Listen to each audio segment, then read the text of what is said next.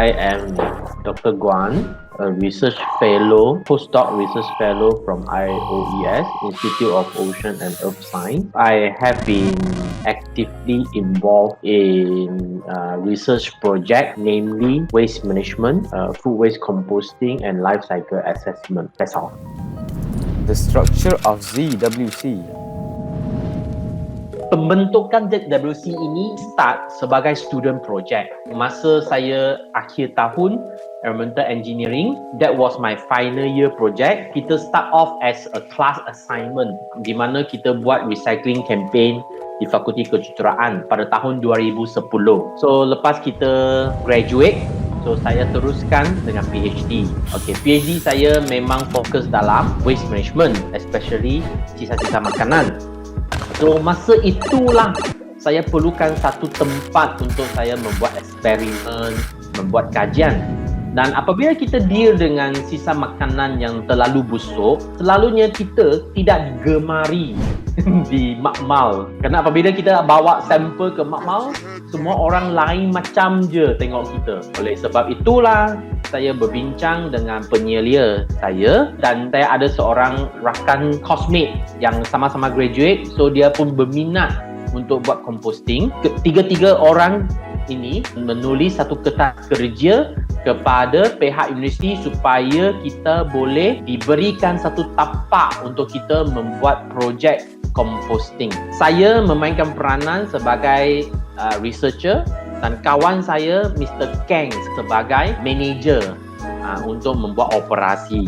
So kerana kita adalah student je, jadi kita perlukan seorang lecturer untuk mengetuai movement ini.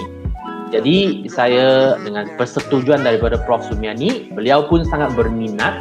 Jadi kita pun tulis kertas kerja dan dihantar kepada Top Management.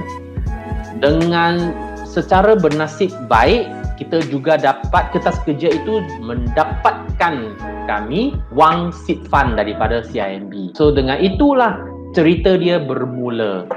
Cabin Office hanya wujud pada tahun 2015.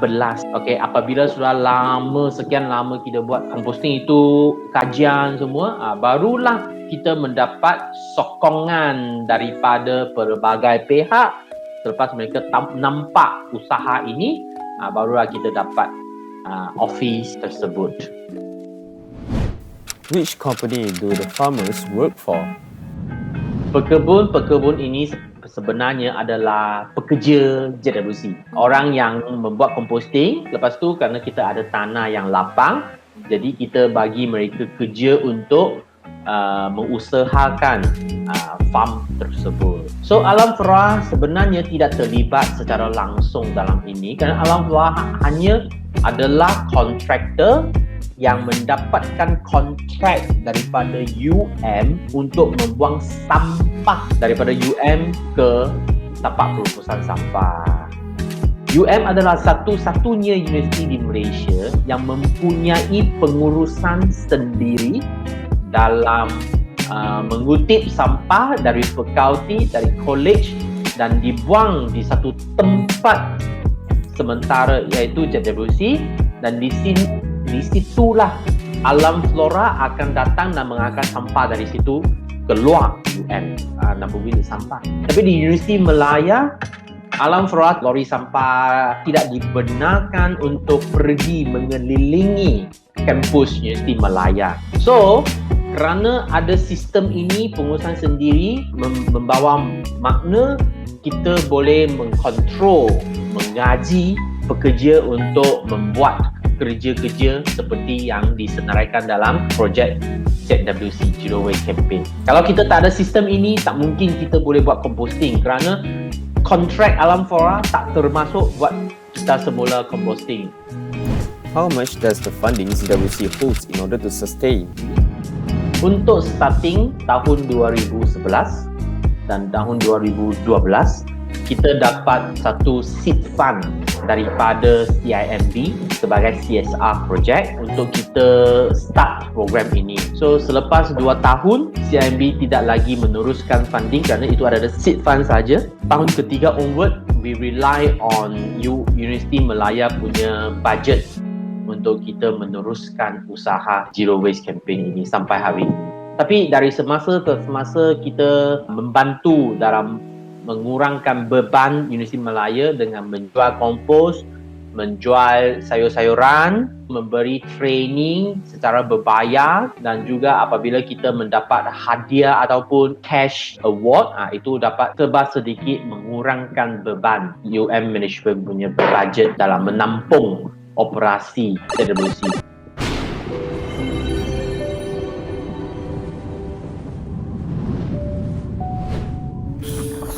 Okay, procedure.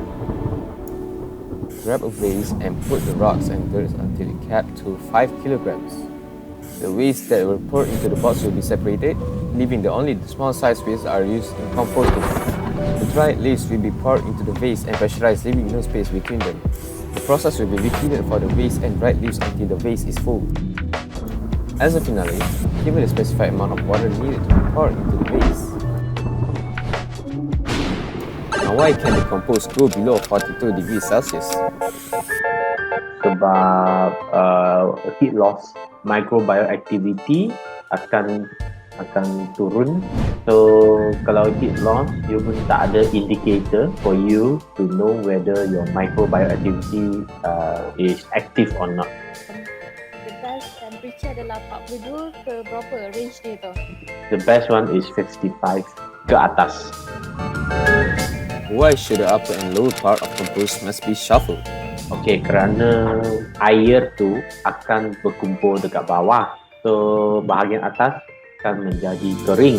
So moisture content akan menjadi sangat berbeza dengan ketara. Untuk composting berjalan, moisture content have to be half wet, half dry. So kalau dekat bahagian bawah di mana semua air berkumpul, dia akan menjadi terlalu basah. Kalau terlalu basah, dia tak ada oksigen. So dekat bawah dia akan menjadi anaerobic degradation dan dia akan menjana banyak bau busuk. Manakala untuk yang bahagian atas, dia ada oksigen tetapi kekurangan air. How to know whether it is sufficient to add another water? Supposingly, we have to check kelembapan sampel tu. Kalau terlalu basah, it is no point to add more water. Kalau terlalu kering, barulah kita tambah air. What to expect for the leaves to become smaller? Okey, untuk daun dia perlu masa lebih daripada 6 bulan. Daun memerlukan masa yang lebih panjang kerana struktur selnya adalah berasaskan selulus. So dia adalah lebih fibrous. So kompos itu akan diletak selama mungkin supaya daun menjadi kompos. What to do when timing is insufficient?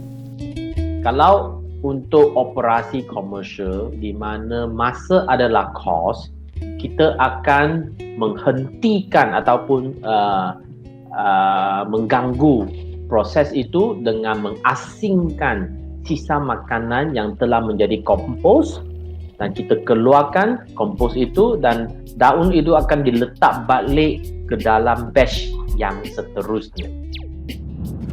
How to stabilize the soil? Kompos yang stable sebenarnya adalah dia digunakan sebagai soil conditioner. Soil conditioner punya fungsi adalah untuk adjust balik pH tanah. Itu bermaksud kompos yang ready to use adalah kompos yang neutral. Dia tak berasid dan tidak beralkali. Kompos itu tidak akan menjana apa-apa kepanasan, apa-apa haba dia tidak akan menjanakan dan dia tidak akan menjanakan gas amonia ataupun gas CO2 yang banyak.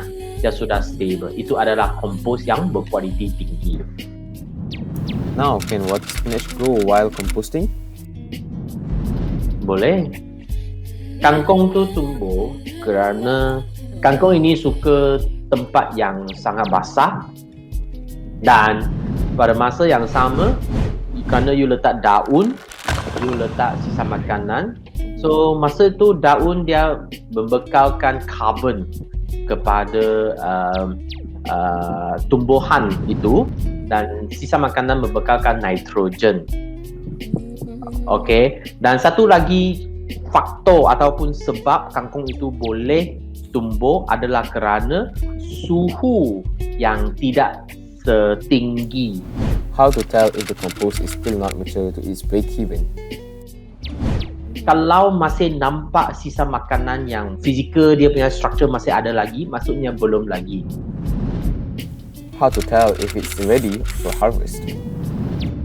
So tanah itu sepatutnya bau dia ada 3 cara kita menentukan sama dia sudah ready untuk harvest. Satu adalah saya kata struktur. So kalau masih nampak struktur nasi, struktur sayur-sayuran, struktur buah-buahan, itu belum lagi. Yang kedua adalah suhu dia. Suhu dia tidak boleh panas. Dia kena panas pada peringkat awal tapi dia sejuk pada peringkat kedua. Ketiga adalah bau dia. Kalau dia bau masih masam macam bau nasi basi ataupun sayur-sayuran yang serabut, itu belum lagi. Dia sepatutnya bau macam bau tanah wangi. Lepas tu yang keempat, warna dia. Warna dia sepatutnya menjadi brown, dark brown. Which plant is the most suitable when applying the compost? Kompos ini dia memang sesuai untuk semua tumbuh-tumbuhan kerana dia bukan berfungsi sebagai baja. Okay, what are the functions of applying the compost? Kompos boleh dijadikan sebagai satu adjustment, soil conditioner. So dicampur dalam tanah untuk menjadikan tanah itu neutral balik. Itu fungsi utama kepada penumbuhan ataupun pertanian. Fungsi kedua adalah selalunya tanah yang tidak subur adalah tanah yang tidak bernyawa. Nyawa maksudnya nyawa daripada bakteria ataupun organisma yang berada di dalam tanah. Tanah itu memang kena kaya dengan nyawa-nyawa mikroorganisme. Kalau sudah tak ada mikroorganisme, tanah itu tidak sesuai untuk membuat penanaman. So, apabila fungsi kedua kita masukkan kompos dalam tanah, kita masukkan mikroorganisme ke dalam tanah. Does earthworm shows a good sign? Okay, cacing tanah is a very good friend of farmers kerana cacing tanah banyak sensitif dengan beberapa kriteria. Acidic. Kalau terlalu asid, cacing tanah itu akan melarikan diri. Cacing tanah hanya suka pada tanah yang lebih kurang neutral. Kalau cacing tanah itu berada di dalam, apabila you korek, you nampak cacing tanah itu berada di dalam, maksudnya ini memberi satu indikator kepada kita bahawa composting pile itu sesuai kepada mikroorganisme kerana cacing tanah dia sudah mewakili kebanyakan nyawa di dekat tanah. We only expect cacing tanah untuk thrive into our composting pile pada 1 bulan ataupun selepas 2 bulan. Can acidic food waste make use for composting? Untuk composting boleh punya kerana eventually mikroorganisme yang ada dekat dalam akan neutralizekan dia. Lemak ke, kari ke, cili ke, lemon ke, semua okey.